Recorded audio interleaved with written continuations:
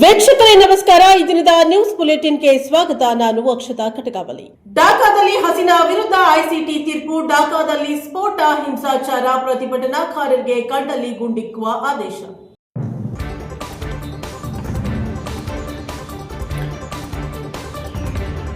ಇಂದು ಹಸೀನಾ ವಿರುದ್ಧ ಐಸಿಟಿ ತೀರ್ಪು. ಢಾಕಾದಲ್ಲಿ ಸ್ಫೋಟ, ಹಿಂಸಾಚಾರ, ಪ್ರತಿಭಟನಾಕಾರರಿಗೆ ಕಂಡಲ್ಲಿ ಗುಂಡಿಕ್ಕುವ ಆದೇಶ.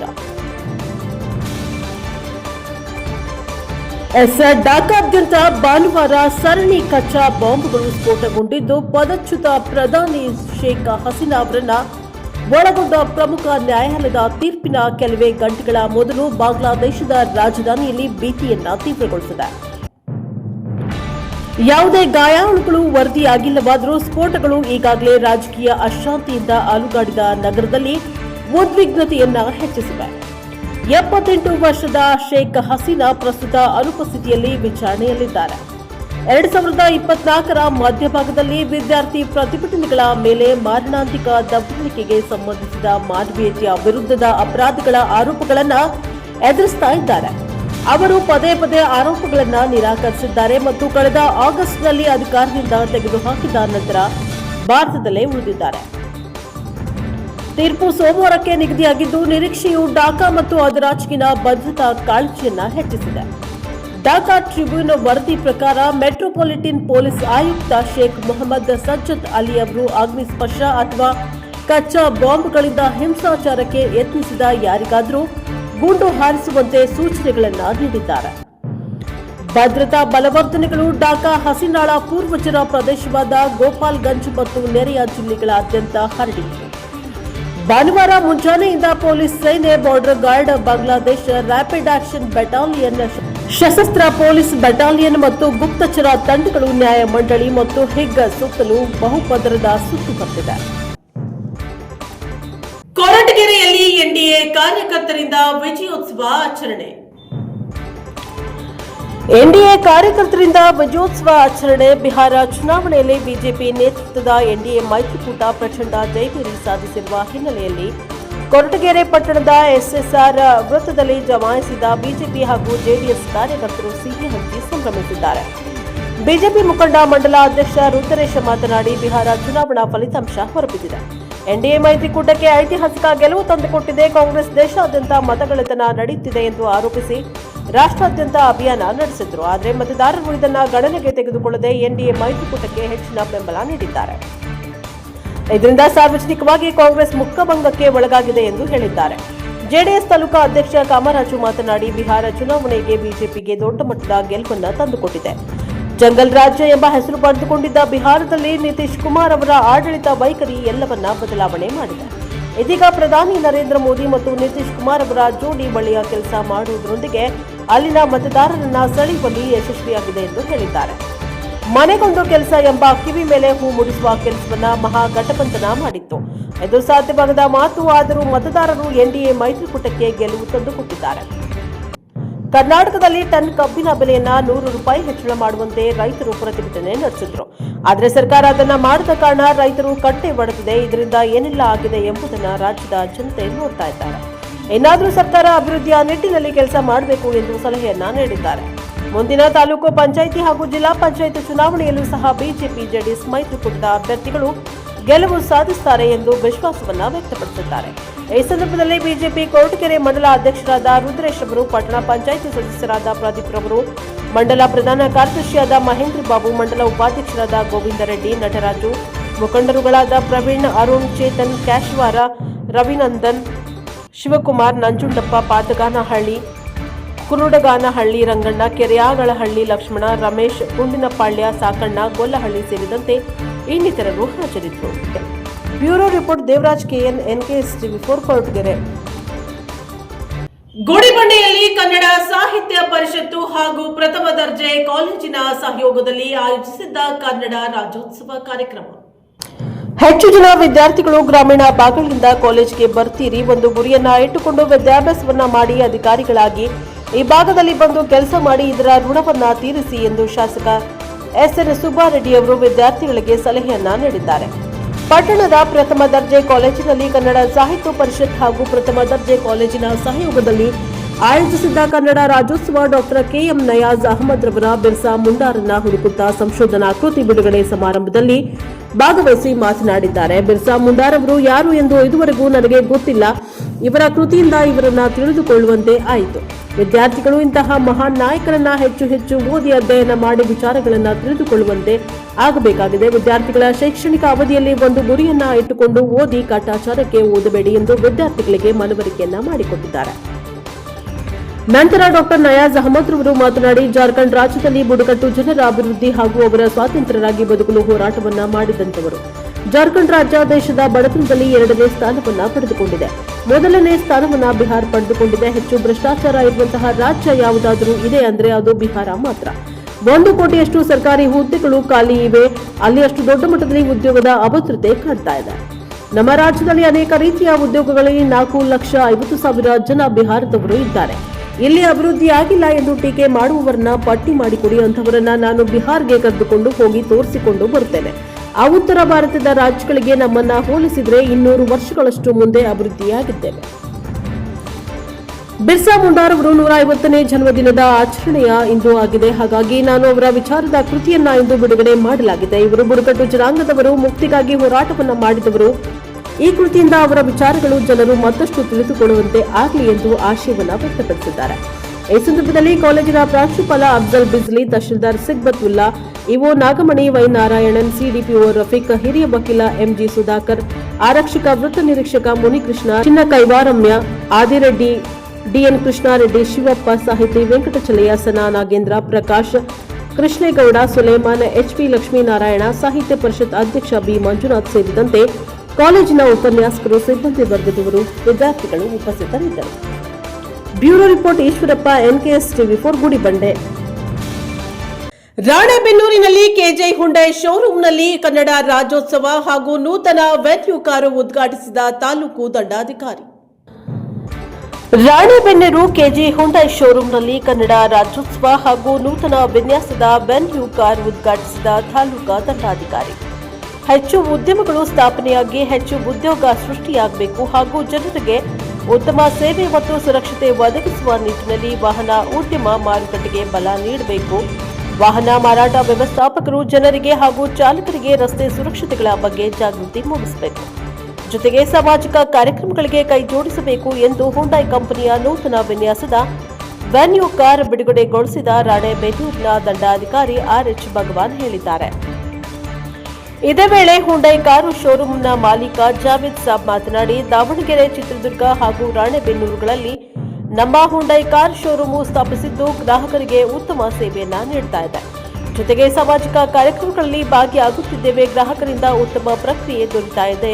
ನಮಗೆ ಹೆಮ್ಮೆ ಅನಿಸುತ್ತಿದೆ. ಇದೇ ರೀತಿಯಲ್ಲಿ ನೂತನ ತಂತ್ರಜ್ಞಾನದ ಹೊಸ ಮಾದರಿಯ ಕಾರುಗಳು ಸಮರ್ಪಕವಾಗಿ ಗ್ರಾಹಕರಿಗೆ ನೀಡುತ್ತಿರುವುದು ನಮಗೆ ಮತ್ತು ನಮ್ಮ ಕಂಪನಿಗೆ ಹೆಚ್ಚಿನ ಆತ್ಮವಿಶ್ವಾಸವನ್ನ ಮೂಡಿಸಿದೆ ಎಂದು ಹೇಳಿದ್ದಾರೆ.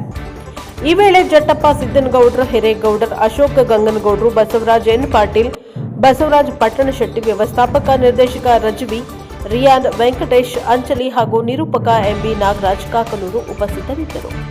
Bureau report Kolenur Arun Kumar, NKS ಟಿವಿ4 ಚನ್ನಗಿರಿ.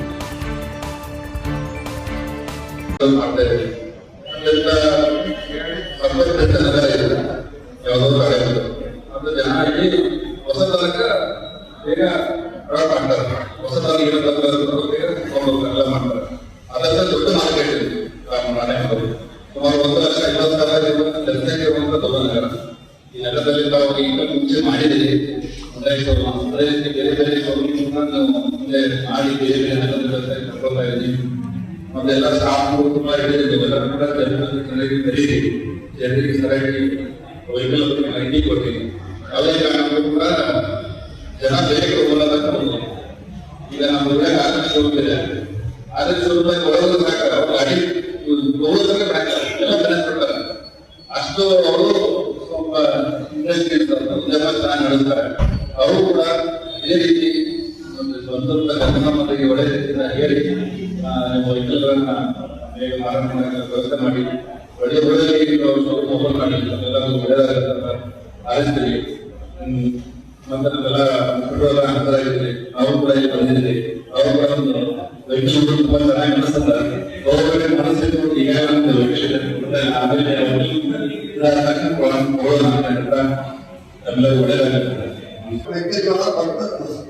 ಅದನ್ನ ಬಿಟ್ಟು ನಾವು ಇದಕ್ಕೆ ಬಂದ್ರೆ ಇಡೀ ನಮ್ಮ ಜಿಲ್ಲೆ ಚಿತ್ರದುರ್ಗ ಜಿಲ್ಲೆ, ದಾವಣಗೆರೆ ಜಿಲ್ಲೆ, ಈಗ ರಾಣೆಬೆನ್ನೂರಲ್ಲಿ ಹಾವೇರಿ ಜಿಲ್ಲೆಯಾಗ ಒಂದು ಶುರು ಮಾಡಿದ್ದೇವೆ ನಾವು. ಅಂದ್ರೆ ಒಳ್ಳೆ ರೀತಿಯಲ್ಲಿ ನಾವು ಗ್ರಾಹಕರಿಗೆ ಅಭಿಮಾನ ನಮ್ಮ ಮೇಲೆ ಹುಂಡೈ ಶೋರೂಮಿಗೆ ಹೋದ್ರೆ ನಮಗೆ ಒಳ್ಳೆ ರೆಸ್ಪಾನ್ಸ್ ಸಿಗುತ್ತೆ. ಒಳ್ಳೆ ಯಾವುದೇ ಸರ್ವಿಸ್ ಆಗಲಿ ಮತ್ತೊಂದಾಗಲಿ ನಮಗೆ ಒಳ್ಳೆದಾಗುತ್ತೆ ಅನ್ನೋ ಉದ್ದೇಶಕ್ಕೆ ನಮ್ಮ ಹತ್ರ ಬರ್ತಾರೆ. ಈಗ ನಾವೆಲ್ಲ ವ್ಯಾಪಾರಸ್ಥರು, ನಮಗೆ ಬೇಕಾದರೆ ಈಗ ರಾಜಣ್ಣ ಅವರು ಇದ್ದಾರೆ, ಅವರು ಹಳೆಯಂದರು ಬೆಳಗಾವಿನಲ್ಲಿ ಮಾಡಿದ್ದಾರೆ, ಅವರು ನಮಗೆ ಬಹಳ ಹೆಲ್ಪ್ ಮಾಡಿದ್ರು. ನಮಗೆ ಏನಪ್ಪ, ನಾವು ನಮ್ಮ ಸಂಸ್ಥೆ ಬೆಳೆಸಬೇಕು ಅಂತ ಅಂದ್ರೆ ನಾವು ನಮ್ಮ ಚೆನ್ನಾಗಿ ನೋಡ್ಕೋಬೇಕು ಈ ಸಂಸ್ಥೆಯನ್ನು. ಅದು ನಾವು ಗ್ರಾಹಕರಿಗೆ ನಾವು ಒಳ್ಳೆ ತೃಪ್ತಿಪಡಿಸ್ಬೇಕಂದ್ರೆ ನಾವು ಕೆಲಸ ಚೆನ್ನಾಗಿ ಮಾಡಿಕೊಡ್ಬೇಕು ಅವರಿಗೆ. ಮತ್ತೆ ನಮ್ಮ ಸಿಬ್ಬಂದಿ ವರ್ಗದವರು ಬಂದವರಿಗೆ ಸರಿಯಾಗಿ ರೆಸ್ಪಾನ್ಸ್ ಮಾಡಬೇಕು.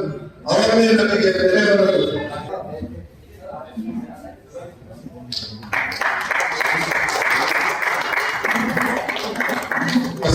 ಲಕ್ಷ್ಮೇಶ್ವರದಲ್ಲಿ ರೈತರ ಬೇಡಿಕೆಗಳನ್ನ ಈಡೇರಿಸುವ ಶಕ್ತಿಯನ್ನ ಸರ್ಕಾರಕ್ಕೆ ಕೊಡಲಿ ಎಂದು ಧರಣಿ ನಿರತ ರೈತರಿಂದ ಹೋಮ ಪೂಜೆ. ರೈತರ ಬೇಡಿಕೆ ಈಡೇರಿಸುವ ಶಕ್ತಿ ಸರ್ಕಾರಕ್ಕೆ ಕರುಣಿಸಲಿ ಎಂದು ಧರಣಿ ನಿರತ ರೈತರಿಂದ ಹೋಮ ಪೂಜೆ. ಗದಗ ಜಿಲ್ಲೆಯ ಲಕ್ಷ್ಮೇಶ್ವರ ಪಟ್ಟಣದಲ್ಲಿ ವಿವಿಧ ರೈತಪರ ಸಂಘಟನೆಗಳ ಮುಖಂಡರು ರೈತರು ಬೆಳೆದ ಗೋವಿನ ಜೋಳ ಖರೀದಿ ಕೇಂದ್ರ, ಬೆಳೆ ಹಾನಿ, ಬೆಳೆ ವಿಮೆ ಬೇಡಿಕೆಗಳನ್ನು ಈಡೇರಿಸುವಂತೆ ಪಟ್ಟಣದ ಶಿಗ್ಲಿ ಕ್ರಾಸ್ ಹತ್ತಿರ ರೈತರು ನಡೆಸ್ತಾ ಇರುವಂತಹ ಧರಣಿ ಸತ್ಯಾಗ್ರಹ 3ನೇ ದಿನಕ್ಕೆ ಕಾಲಿಟ್ಟಿದ್ದು, ಇಲ್ಲಿಯವರೆಗೂ ರೈತರ ಬೇಡಿಕೆ ಈಡೇರದ ಕಾರಣ ಇಂದಿನ ಸರ್ಕಾರಕ್ಕೆ ರೈತರು ಬೇಡಿಕೆಗಳನ್ನು ಈಡೇರಿಸುವ ಶಕ್ತಿ ಕರುಣಿಸಲಿ ಎಂದು ವಿಶೇಷ ಹೋಮ ಪೂಜೆಯನ್ನ ನಡೆಸಿ ಹೊಸ ದಾಖಲೆಯನ್ನ ಬರೆದಿದ್ದಾರೆ ರೈತ ಮುಖಂಡರು. ಇನ್ನಾದರೂ ಆಡಳಿತ ನಡೆಸುತ್ತಿರುವ ಸರ್ಕಾರಗಳು ರೈತರ ಬೇಡಿಕೆಯನ್ನ ಈಡೇರಿಸಲು ಮುಂದಾಗಬೇಕು. Bureau report Veeranna Hadapad, NKS TV4 Lakshmeshwar.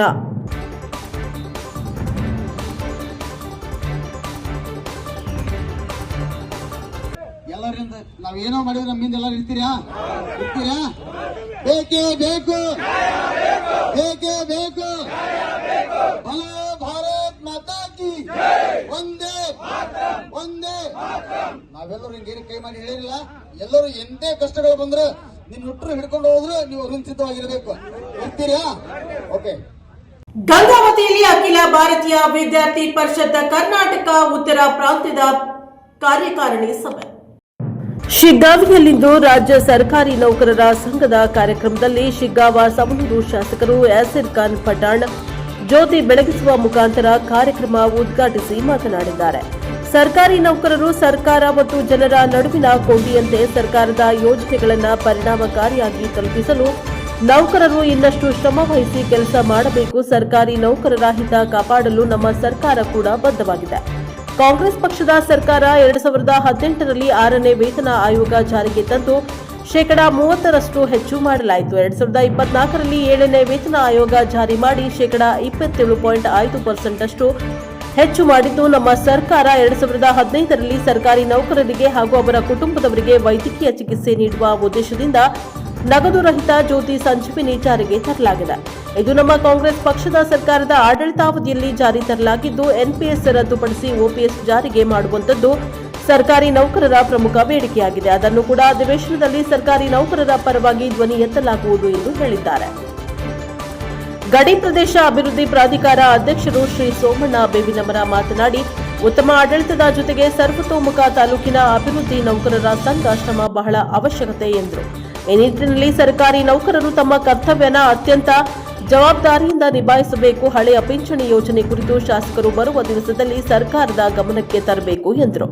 ರಾಜ್ಯ ಸರ್ಕಾರಿ ನೌಕರರ ಸಂಘದ ಅಧ್ಯಕ್ಷರಾದ PS ಷಡಾಕ್ಷರಿ ಮಾತನಾಡಿ, ರಾಜ್ಯ ಸರ್ಕಾರಿ ನೌಕರರಿಗೆ ಕೇಂದ್ರ ಸರ್ಕಾರದ ಮಾದರಿಯ ವೇತನವನ್ನ 2020ರ ವೇಳೆಗೆ ಅಂತ್ಯದೊಳಗಾಗಿ ಜಾರಿಗೆ ತರಲು ಸಂಘ ಬದ್ಧವಾಗಿದೆ. NPS ಬದಲಾಗಿ OPS ಯಂತರೂ ಜಾರಿಗೆ ತರಲು ಸಂಘವು ಸತತ ಪ್ರಯತ್ನ ಪಡುತ್ತಿದೆ. CM Siddaramaiah, DCM DK Shivakumar ಅವರು ಆಫೀಸ್ ಜಾರಿಗೆ ತರಲು ಸಕಾರಾತ್ಮಕವಾಗಿ ಸ್ಪಂದಿಸಿದ್ದಾರೆ ಎಂದರು. ತಾಲೂಕು ನೌಕರರ ಸಂಘದ ಅಧ್ಯಕ್ಷರಾದ ಅರುಣ್ ಹುಡೇದ್ ಗೌಡ್ರು ಮಾತನಾಡಿ, ಮಾಹಿತಿ ಹಕ್ಕು ಕಾಯ್ದೆ ಇವತ್ತಿನ ದಿನಮಾನಗಳಲ್ಲಿ ತುಂಬಾ ದುರುಪಯೋಗವಾಗುತ್ತಿದೆ. ಸಂಘದ ಅಧ್ಯಕ್ಷರು ಈ ಕುರಿತು ಗಮನ ಹರಿಸಿ ನೌಕರರು ನಿರ್ಭೀತಿಯಿಂದ ಕೆಲಸ ಮಾಡಲು ಅವಕಾಶವನ್ನ ಕಲ್ಪಿಸಬೇಕು ಎಂದರು. ಹುಬ್ಬಳ್ಳಿ ಹೆಸ್ಕಾಂ ಅಧ್ಯಕ್ಷರು ಸೈಯದ್ ಅಜಂಪೀರ್ ಖಾದ್ರಿ ಮಾತನಾಡಿ, ರಾಜ್ಯ ಸರ್ಕಾರದ ಎಲ್ಲಾ ಯೋಜನೆಗಳ ಸಮರ್ಪಕ ಅನುಷ್ಠಾನಕ್ಕೆ ಸರ್ಕಾರಿ ಅಧಿಕಾರಿಗಳು ಶ್ರಮ ಪಡಬೇಕು. ತಾಲೂಕು ನೌಕರರ ಸಂಘಕ್ಕೆ ಹೆಸ್ಕಾಂ ವತಿಯಿಂದ ಎಲ್ಲಾ ರೀತಿಯ ಸಹಕಾರ ಒದಗಿಸಲಾಗುವುದು ಎಂದರು. ತಾಲೂಕು ಮಟ್ಟದ ಉತ್ತಮ ನೌಕರರನ್ನ ಸನ್ಮಾನಿಸಲಾಯಿತು. ತಹಶೀಲ್ದಾರ್ ಯಲ್ಲಪ್ಪ ಗೋಣೆನವರು, ಭಾರತ ಸೇವಾ ಸಂಸ್ಥೆ ಅಧ್ಯಕ್ಷರು ಶ್ರೀಕಾಂತ್ ದುಂಡಿಗೌಡರು ಮಾತನಾಡಿದ್ದಾರೆ. ಶ್ರೀ ಸಂಗನಬಸವ ಮಹಾಸ್ವಾಮಿಗಳು ಸಾನ್ನಿಧ್ಯವನ್ನ ವಹಿಸಿದ್ದರು. Taluk panchayat EO Manjunath Salanki, BEO MB Ambigar, Mallesh Karigar, CDPO Ganesh Linganagoudra, ಆರೋಗ್ಯ ಅಧಿಕಾರಿ ಸತೀಶ್ ಯುಆರ್, ಸರಸ್ವತಿ ಗಜಘೋಷ, ಗೀತಾಂಜಲಿ ತೆಪ್ಪದ್, ಬಸವರಾಜ್ ಎಸ್, ಮಲ್ಲಿಕಾರ್ಜುನ ಬಳ್ಳಾರಿ, ರಮೇಶ್ ಹರಿಜನ್, ಶಬ್ಬೀರ್ ಮನಿಯಾರ್, ವಿವಿಧ ಜಿಲ್ಲೆಯ ನೌಕರರ ಅಧ್ಯಕ್ಷರು ಉಪಸ್ಥಿತರಿದ್ದರು. Bureau report Mallikarjuna Hadapada, NKS TV 4 Shiggaon. Channagiri Birur ಹೆದ್ದಾರಿಯಲ್ಲಿ ಭೀಕರ ಅಪಘಾತ, ಒಬ್ಬರು ಸ್ಥಳದಲ್ಲೇ ಸಾವು, 4 ಗಂಭೀರ ಗಾಯ. ಚನ್ನಗಿರಿ ಬೀರೂರು ಹೆದ್ದಾರಿಯಲ್ಲಿ ಭೀಕರ ಅಪಘಾತ, ಒಬ್ಬರು ಸ್ಥಳದಲ್ಲೇ ಸಾವು, 4 ಗಂಭೀರ ಗಾಯ. ಚನ್ನಗಿರಿಯಲ್ಲಿ ಇಂದು ಬೆಳಗಿನ ಜಾವ 5 ಗಂಟೆ ಸುಮಾರಿಗೆ ಚನ್ನಗಿರಿ ಬೀರೂರು ಹೆದ್ದಾರಿಯ ಮಸಣಕೆರೆ ಕ್ರಾಸ್ ಬಳಿ ನಡೆದ ಭಯಾನಕ ರಸ್ತೆ ಅಪಘಾತದಲ್ಲಿ ಒಬ್ಬ ವ್ಯಕ್ತಿ ಸ್ಥಳದಲ್ಲೇ ಸಾವನ್ನಪ್ಪಿದ್ದು 4 ಗಂಭೀರವಾಗಿ ಗಾಯಗೊಂಡಿದ್ದಾರೆ. ಚನ್ನಗಿರಿ ಮಾರ್ಗದಿಂದ ಬರುತ್ತಿದ್ದ ಆಲ್ಟೋ ಕಾರು 800 ರಸ್ತೆ ಬದಿಯಲ್ಲಿ ನಿಂತಿದ್ದ ಲಾರಿಗೆ ಭೀಕರವಾಗಿ ಡಿಕ್ಕಿ ಹೊಡೆದ ಪರಿಣಾಮ ಕಾರು ಮುಂಭಾಗ ಸಂಪೂರ್ಣ ನುಜ್ಜುಗುಜ್ಜಾಗಿರುವ ದೃಶ್ಯಗಳು ಕಂಡುಬಂದಿರುತ್ತದೆ. ಅಪಘಾತದಲ್ಲಿ ಸ್ಥಳದಲ್ಲಿ ವಾಹನ ಚಲಾಯಿಸುತ್ತಿದ್ದ 38 ವರ್ಷದ ಉಮೇಶ್ ಅಬಕಾರಿ ಇಲಾಖೆಯ ಸಿಬ್ಬಂದಿ ದುರ್ಮರಣ ಹೊಂದಿದ್ದಾರೆ. ಇನ್ನು ಉಳಿದ 4 ಜನ ಗಂಭೀರ ಗಾಯಗೊಂಡಿದ್ದಾರೆ. 38 ವರ್ಷದ ಮಲ್ಲಿಕಾರ್ಜುನ್ ಅಬಕಾರಿ ಇಲಾಖೆ ಮತ್ತು 25 ವರ್ಷದ ಅವಿನಾಶ್ ನ್ಯಾಯಾಂಗ ಇಲಾಖೆ, 30 ವರ್ಷದ ಯಾಸಿನ್ ಖಾನ್ ನ್ಯಾಯಾಂಗ ಇಲಾಖೆ, ಮಹಾಂತೇಶ್ ಎಂಬುವ 36 ವಯಸ್ಸಿನ ವ್ಯಕ್ತಿಗಳು ಘಟನೆಯ ತೀವ್ರತೆ ಕಾರಣಗಳಾಗಿ ಗಾಯಗಳಾಗಿ ಸ್ಥಿತಿ ಗಂಭೀರವಾಗಿದ್ದು, ಸ್ಥಳೀಯರು ತಕ್ಷಣ 108 ಆಂಬ್ಯುಲೆನ್ಸ್ಗೆ ಮಾಹಿತಿ ನೀಡಿ ರಕ್ಷಣಾ ಕಾರ್ಯವನ್ನು ನಡೆಸಿದ್ದಾರೆ. 108 ಸಿಬ್ಬಂದಿಗಳಾದ ಪುನೀತ್ ಮತ್ತು ಜಯಪ್ಪ ಗಾಯಾಳುಗಳಿಗೆ ಸ್ಥಳದಲ್ಲೇ ಪ್ರಥಮ ಚಿಕಿತ್ಸೆ ನೀಡಿ ಚನ್ನಗಿರಿ ಸಾರ್ವಜನಿಕ ಆಸ್ಪತ್ರೆಗೆ ಸಾಗಿಸಿದ್ದಾರೆ. ನಂತರ ಹೆಚ್ಚಿನ ಚಿಕಿತ್ಸೆಗೆ ಶಿವಮೊಗ್ಗದ ಖಾಸಗಿ ಆಸ್ಪತ್ರೆಗೆ ರವಾನಿಸಲಾಗಿದೆ. ಪೊಲೀಸರ ಪ್ರಾಥಮಿಕ ಪರಿಶೀಲನೆಯಲ್ಲಿ ಅಪಘಾತಕ್ಕೊಳಗಾದವರು ಹಾಸನ ಜಿಲ್ಲೆಯ ಬೇಲೂರಿನ ಮೂಲದವರು ಆಗಿದ್ದು, ದಾವಣಗೆರೆಗೆ ವಿವಾಹ ಸಮಾರಂಭಕ್ಕೆ ಹೋಗಿ ವಾಪಸ್ ಬರ್ತಾ ಇದ್ದಂತಹ ವೇಳೆ ದುರಂತ ಸಂಭವಿಸಿದೆ ಎಂದು ತಿಳಿದುಬಂದಿದೆ. ಅಪಘಾತದ ನಂತರ ಬೀರೂರು ನ್ಯಾಯಾಧೀಶರು ಹಾಗೂ ಶಿವಮೊಗ್ಗ ಶಾಸಕ ಚನ್ನಬಸಪ್ಪ ಆಸ್ಪತ್ರೆಗೆ ಭೇಟಿ ನೀಡಿ ಗಾಯಾಳುಗಳ ಆರೋಗ್ಯವನ್ನ ವಿಚಾರಿಸಿ ಅಗತ್ಯ ನೆರವು ನೀಡುವ ಭರವಸೆಯನ್ನ ನೀಡಿದ್ದಾರೆ. ಪೊಲೀಸರು ಪ್ರಕರಣ ದಾಖಲಿಸಿಕೊಂಡು ಅಪಘಾತದ ನಿಖರ ಕಾರಣ ಪತ್ತೆ ಹಚ್ಚಲು ಮುಂದಿನ ತನಿಖೆಯನ್ನ ಕೈಗೊಂಡಿದ್ದಾರೆ. Bureau report Devaraj K Nellihankalu, NKS TV 4 Davanagere. ಇದಾಗಿತ್ತು ಈ ದಿನದ ನ್ಯೂಸ್ ಬುಲೆಟಿನ್. ನಿರಂತರ ಸುದ್ದಿಗಾಗಿ ನೋಡ್ತಾ ಇರಿ ಎನ್ಕೆಎಸ್ ಟಿವಿ 4, ಇದು ನಿರಂತರ ಕಾರ್ಯಪಡೆ.